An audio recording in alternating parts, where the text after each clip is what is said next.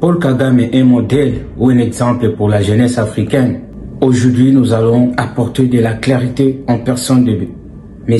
Paul Kagame. Oui, on a été longtemps désorienté, désinformé par des médias occidentaux. Parce que Kagame en Afrique est un élément qui travaille au service des Occidentaux. L'Afrique a connu des enfants braves, dignes de son nom, qui se sont bâtis pour l'unité africaine. Si on voit en personne de Nelson Mandela, Patrice Emery Lumumba, si on ne peut citer que cela, des gens qui se sont bâtis pour l'unité africaine, qui se sont bâtis pour que cette Afrique existe. Et aujourd'hui, voir une personne qui travaille au service des Occidentaux dire qu'il est un modèle pour la jeunesse africaine, ça c'est se moquer de nos frères et de nos grands-pères qui se sont bâtis pour l'unité africaine. Dans sa sortie médiatique récemment, il parle des dirigeants africains qui font souffrir leur peuple. Il parle en particulier de mon pays, la République démocratique du Congo. Le peuple n'a pas d'avenir. Le peuple est sans dédication, oui, mais c'est à cause de vous. C'est vous qui êtes à la base de toute cette instabilité qui règne dans mon pays. Aujourd'hui, si on parle de l'infiltration, si on parle de massacres, de viols, de tueries dans mon pays, c'est grâce à vous, M. Paul Kagame. Vous croyez être exemple que la jeunesse devait opter? Bien sûr, tu as parlé de ton régime. C'est un régime génocidaire. C'est un régime de massacres, c'est bien. Parce que tu travailles au service des Occidentaux. Tu es le pion que l'Occident utilise en Afrique. Tous sont laissés. Mais bravo aujourd'hui, on a des enfants. On a notre très cher président, M. Félix Antoine Tshisekedi Tshilombo, qui se bat corps et âme, vit au service de son pays. Oui, c'est l'exemple que l'Afrique doit avoir comme modèle. Ce sont des modèles que nous, la jeunesse, nous devons opter. Un personnage de gens qui se battent pour la libération de l'Afrique, pour l'unité africaine. Paul Kagame, il parle du Rwanda. Mais qui serait le Rwanda sans le Congo? C'est quoi l'avenir du Rwanda sans les massacres au Congo? C'est quoi l'avenir de ces régimes de Kigali sans le pillage au Congo? La question qu'il faut se poser, c'est sans les Congo, sans les massacres au Congo, sans les pillages au Congo des minéraux, de ressources, sans des viols, quel serait l'avenir de ton régime? Et quel serait l'avenir du Rwanda sans les Congo? C'est ça les problématiques qu'il faut se poser. Voilà pourquoi aujourd'hui, j'aimerais apporter de la lumière, un peu de clarification à tous ceux jusque-là ne comprennent pas la personnalité de M. Paul Kagame. Parce que l'histoire qu'on vous raconte, ce n'est pas la réalité de sa personnalité. Voilà pourquoi jusque-là, si vous n'êtes pas abonné, n'oubliez pas de vous abonner, surtout de partager la vidéo au nom de l'unité africaine. Parce que l'Afrique doit dire non aux dirigeants qui travaillent au service des Occidentaux. Oui, tu as ton leadership, mais certains oublient qui est sincèrement Paul Kagame et ne savent même pas son histoire, d'où il sort. Aujourd'hui, dans ces numéros, vous allez comprendre qui est la personne de M. Paul Kagame. Jusque-là, si vous n'êtes pas encore abonné, n'oubliez pas de vous abonner, surtout. Ciao, ciao. Né le 23 octobre 1957 à Tambwe, près de Gitarama dans le Rwanda, Paul Kagame grandit en exil en Ouganda. Ses parents ont quitté le pays en 1959, lors des premières violences perpétrées entre les Tutsis et les Hutus dans le contexte de l'indépendance du pays. Kagame poursuit des études à l'université de Makerere, à Kampala, avant de rejoindre, en 1979, les forces de Yoweri Museveni, futur président de l'Ouganda, qui renverse le président ougandais Milton Obote en 1985. Kagame devient le chef des renseignements de l'armée du nouveau dirigeant, poste où il impose une image d'homme incorruptible et discipliné qui fait respecter un code de conduite sévère. À la fin des années 1980, Kagame et 3 autres chefs militaires rwandais expatriés constituent le Front patriotique rwandais, FPR, un mouvement rebelle d'origine Tutsi, et préparent le renversement du régime pro-Hutu rwandais. Alors que Kagame suit une formation à l'école supérieure de guerre de Fort Leavenworth, dans le Kansas, la tentative d'invasion conduite, en octobre 1990, par des vétérans Tutsis de l'armée ougandaise, est repoussée. Les 3 chefs militaires du FPR sont tués lors des offensives menées depuis leur base ougandaise, laissant à Kagame le commandement de la rébellion armée Tutsi. Durant 3 ans, l'armée rwandaise maintient sa défense face aux forces rebelles. Un accord de paix entre le gouvernement et le FPR est conclu le 4 août 1993 à Arusha, Tanzanie, pour imposer un cessez-le-feu et un partage du pouvoir à Kigali. Ce dernier restera sans succès. Kagame peut se permettre toutes ces déclarations parce qu'il sait où se limiter. Tant qu'il ne cite aucun de ses maîtres occidentaux nommément États-Unis, UK, etc., il n'a pas à s'inquiéter. Il a déjà reçu leur assurance que rien de grave ne lui arrivera pour l'instant et tant qu'il arrive à garder la RDC instable. C'est cela son travail. Si nous-mêmes nous ne nous débarrassons pas de lui par la force, les Occidentaux le laisseront vieillir au pouvoir sans problème et trouveront quelqu'un d'autre pour le remplacer. Le Congo ne doit compter que sur lui-même face à ce monstre enfin de se débarrasser de lui. Sur cette photo, Paul Kagame est en train d'être formé par la CIA et le ministère américain de la Défense au Fort Leavenworth US Army Command and General Staff College, pour devenir un atout militaire et de renseignement américain en Afrique.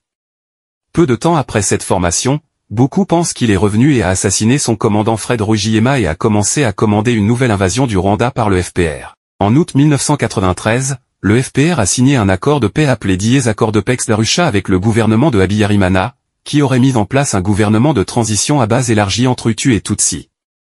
Cependant, Kagame ne se contentait pas de voir les Tutsis partager le pouvoir avec la majorité Hutu qu'il considère comme inférieure. Alors pour saboter l'accord de paix un mois plus tard, le 21 octobre 1993, Kagame a utilisé ses agents Tutsis formés par la CIA au Burundi pour assassiner le président burundais, Melchior Ndadaye. Gouvernement de Habyarimana, qui aurait mis en place un gouvernement de transition à base élargie entre Hutus et Tutsis. Cependant, Kagame ne se contentait pas de voir les Tutsis partager le pouvoir avec la majorité Hutu qu'il considère comme inférieure. 6 mois plus tard, le 4 avril 1994, il ordonna l'assassinat du président burundais, Cyprien Ntaryamira, et du président rwandais, Juvenal Habyarimana, en abattant l'avion français qu'ils utilisaient pour rentrer à Kigali. L'assassinat, dans des circonstances troubles, du président Hutu Juvenal Habyarimana, le 6 avril 1994, est le déclencheur du génocide au Rwanda, et qui fera près d'1 million de morts en l'espace de 100 jours. Kagame et le FPR reprennent alors la lutte armée. Surpassés en nombre par l'armée rwandaise, les rebelles appliquent à la perfection une stratégie de guérilla de longue haleine. Le 4 juillet, le FPR assiège et prend la capitale Kigali, malgré l'opération turquoise. En quelques semaines, le FPR prend le contrôle du pays et provoque l'exode massif des Hutus, notamment vers le Zaïre, actuelle République démocratique du Congo, dont les Congolais vont payer le prix plus tard. Sur instruction du gouvernement américain, Kagame avait assassiné 3 présidents africains en moins de 7 mois, malgré un accord de paix, pour déclencher un génocide qui sacrifierait plus d'1 million de vies africaines. Tout cela a été fait pour qu'il puisse prendre le pouvoir par la force car il n'aurait jamais réussi à gagner les élections au Rwanda contre un Hutu bien-aimé, Habyarimana. Ces agents du FPR allaient ensuite assassiner des Tutsis, puis des Hutus, à une échelle industrielle au Rwanda, pour justifier l'intervention militaire du FPR en vue de sa prise de pouvoir. Le génocide tacite du FPR contre les Hutus, qui a éliminé plus de 600 000 Hutus, visait à éliminer les propriétaires fonciers Hutus afin que la minorité Tutsi, 13% de la population, réfugiée en Ouganda, s'empare des terres et des ressources les plus fertiles du pays.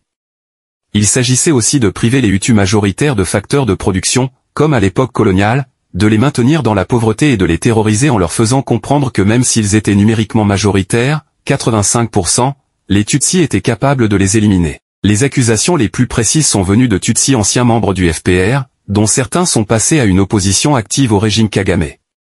Mais l'impact mondial du génocide a opéré une sorte d'hypnose sur la communauté internationale qui se refuse à penser l'impensable concernant le libérateur du génocide.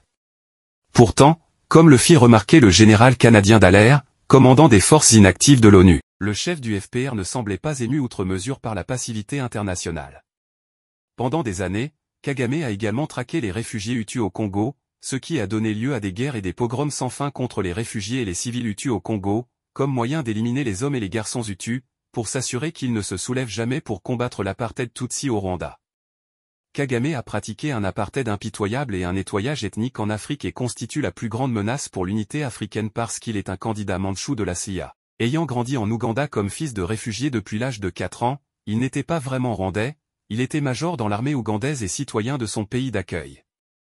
En outre, son parcours était atypique pour un réfugié. Peu après avoir obtenu son diplôme d'études secondaires, il se jette à 20 ans dans la guérilla qui se soulève en Ouganda alors que l'armée tanzanienne y pénètre en 1978 pour renverser le dictateur Idi Amin Dada. Et il plonge dans une carrière militaire fort peu conventionnelle, qui va durer 16 ans et qui le lancera à travers quelques-uns des événements les plus extraordinaires du siècle. C'est cette période de sa vie ougandaise qui va le former. L'Ouganda des années 1970 à 1980 est une jungle parsemée de cadavres où tout le monde trahit tout le monde. L'Occident aide les survivants à survivre à travers l'aide internationale, selon un partage des tâches que Kagame reproduira plus tard, au Rwanda d'abord et ensuite au Congo. Le mépris qu'il ressent à l'égard de la communauté internationale, de son cynisme diplomatique et de son hypocrisie humanitaire, est le produit de son expérience des guerres civiles ougandaises entre 1978 et 1986. Et sa vision du héros aussi. Car, en janvier 1986, Kagame pénètre en vainqueur dans Kampala sur les talons de son chef Yoweri Museveni. Avant de voir ce militant de l'extrême gauche anticolonialiste devenir ensuite par une série de glissements opportunistes le parfait duplicata de ce qu'il avait combattu toute sa jeunesse. En 32 ans, le pouvoir réformateur de Museveni se transformera en un État autoritaire et corrompu, c'est l'ancien chef des services médicaux de la guérilla qui s'improvisera son ennemi politique le plus sérieux. Kagame répétera exactement ce même cycle, jusqu'à se trouver aujourd'hui en conflit avec une opposition composée à 80% non pas d'ex-génocidaires comme il le laisse entendre, mais de ses anciens camarades de combat pendant la lutte des années 1990. Au départ, bien sûr, il y aura son service dans l'armée régulière ougandaise après la victoire. Kagame, le fidèle du chef, se retrouve patron des services secrets de l'armée. Pour Museveni, l'avantage est intéressant, Kagame est au fond un étranger, même après ces années de guerre en Ouganda. Certains groupes comme les Baganda ou sa propre ethnie, les Banyankole, ne cessent de le lui rappeler. Après tout, il n'y avait que 2 Rwandais parmi les 17 premiers insurgés de 1981, l'autre étant Fred Rwigema qui est devenu chef d'état-major de l'armée ougandaise. 2 étrangers à la tête de l'establishment militaire du pays, peut-on imaginer meilleure assurance anti-coup d'État dès 1987, il commence à étendre ses contacts au sein de la diaspora rwandaise, qui utilise sa position en Ouganda pour monter une structure politico-militaire visant à renverser le régime Hutu de Kigali. Or, la pression anti-rwandaise monte en Ouganda, où Museveni est obligé de mettre à l'écart toute la génération des réfugiés et de leurs enfants qui ont soutenu son accession au pouvoir.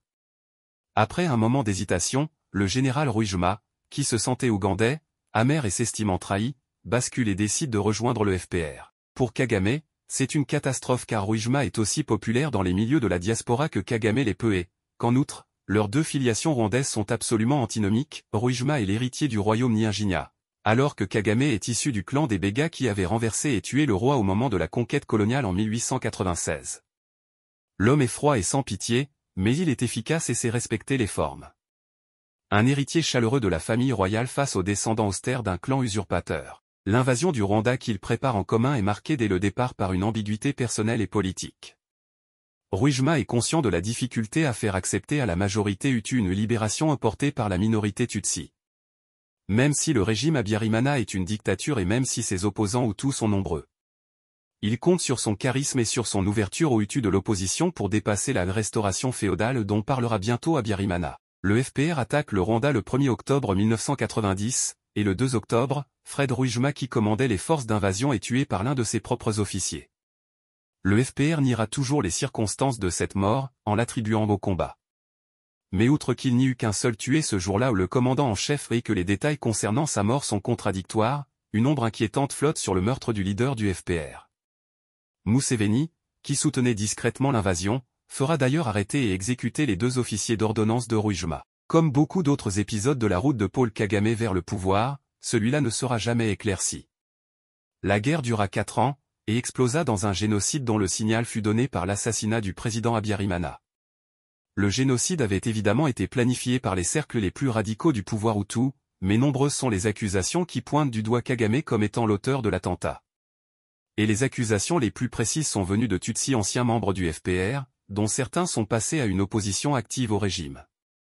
Mais l'impact mondial du génocide a opéré une sorte d'hypnose sur la communauté internationale qui se refuse à penser l'impensable concernant le libérateur du génocide.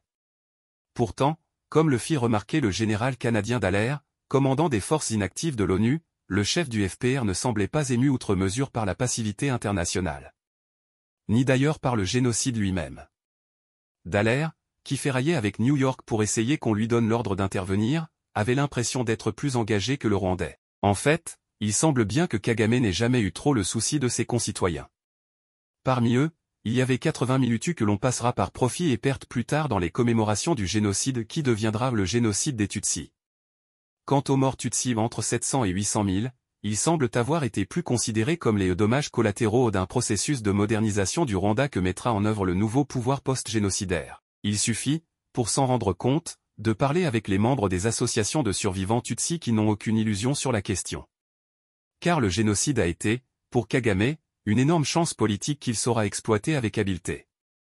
Il a abouti à échanger une population de Tutsis indigènes, enracinés dans la compromettante réalité rwandaise, pour une autre population de Tutsis de l'étranger, beaucoup plus éduquée, militarisée et disciplinée, qui s'avérera comme le peuple idéal du projet FPR. Kagame a un plan pour le Rwanda. Un plan qui lui ressemble, froid, efficace, totalement polarisé sur le succès technique, ne s'embarrassant pas des moyens employés. Il saura le vendre à une opinion internationale ravie à la fois grâce à des changements fondamentaux, honnêteté de l'administration, sécurité, propreté urbaine, amélioration des transports et de la santé publique, mais aussi des gadgets agréables aux Occidentaux comme l'Internet dans les autobus ou l'interdiction des sacs en plastique. Kagame, nimbé de son aura de héros anti-génocidaires, mena l'offensive et renversa le vieux tyran. Protégé par le blindage génocidaire, il sait pouvoir faire pratiquement ce qu'il veut. D'ailleurs il a toujours gagné, échappé au destin d'un réfugié apatride pour accéder au plus haut niveau du pouvoir en Ouganda, prendre le contrôle du FPR, gagner une seconde guerre civile au Rwanda en dissimulant ses propres violences grâce à l'apocalypse génocidaire, créer un gouvernement d'union nationale, après le génocide, puis l'abolir à l'occasion d'un massacre commis par ses propres troupes, Kibo, 1995, et finalement prendre le pouvoir absolu grâce à des scores électoraux dignes de Staline, 95% en 2003, 93% en 2010 et 99% en 2017. Il n'a même pas besoin de frauder, tout le monde vote réellement pour lui. La peur est telle que l'obéissance est réelle. Et la communauté internationale, prisonnière de ses remords et séduite par les progrès qu'il introduit. Lors de la création du tribunal pénal international pour le Rwanda, celui-ci avait tenté de le faire mais la procureure générale, la Canadienne Louise Arbour, avait interdit toute enquête. Et ce n'est qu'en juin 2009 que paraîtra le Mapping Report. Il n'a pas de titre en français ou de l'ONU. Sur la guerre du Congo. On y parlera de l'armée rwandaise, mais uniquement en terre étrangère. Rien sur le Rwanda lui-même et donc bien sûr rien qui concerne son chef Paul Kagame. Voilà comment le maître protège son domestique une fois de plus. Fasciné par l'image héroïque de Kagame, la communauté internationale ne semble pas avoir lu ce rapport, pourtant gros de 500 pages fortement documenté, et s'en tient à sa mansuétude envers celui que le professeur Philippe Rentgens de l'université d'Anvers appelle le plus grand criminel de guerre au pouvoir aujourd'hui. La confiance que Kagame a en lui-même se prolonge à l'aune du dédain pour la vérité qu'affiche la communauté internationale lorsque, par exemple, le parquet de Paris requiert un non-lieu, 13 octobre 2018, dans le procès contre ses proches impliqués dans l'attentat qui avait coûté la vie à Habyarimana. L'opposition a été mise au pas par des méthodes robustes, le député Léonard Itimana et l'ancien président de la Cour de cassation Augustin Siza ont disparu sans laisser de traces, le vice-président du Parti vert, opposition, a été retrouvé mort après avoir été torturé, le journaliste Jean-Léonard Rugambage, qui enquêtait sur le général Kayumba Nyamwasa, passé à l'opposition, a été tué en 2010 après que Kayumba lui-même a été victime de 2 tentatives d'assassinat. L'ancien chef de la sécurité Patrick Karegeya a été retrouvé étranglé dans la chambre d'un hôtel sud-africain le 1er janvier 2014, le journaliste d'opposition Charles Ingabire, survivant du génocide, a été abattu en pleine rue à Kampala en novembre 2011. Si l'on ne peut citer que cela. Kagame est un homme de fer. Mais même le fer finit par rouiller, il est le maître du Rwanda, le seul chef d'État africain à pouvoir parler d'égal à égal avec les grands de la planète, et capable de peser sur les décisions de la plupart des tribunaux internationaux. Oui, c'est parce qu'il est un bon domestique qui sait obéir à son maître, et pourtant l'Afrique n'a plus besoin de ce genre de dirigeants. N'oubliez pas de vous abonner à la chaîne qui défend une vision libérale.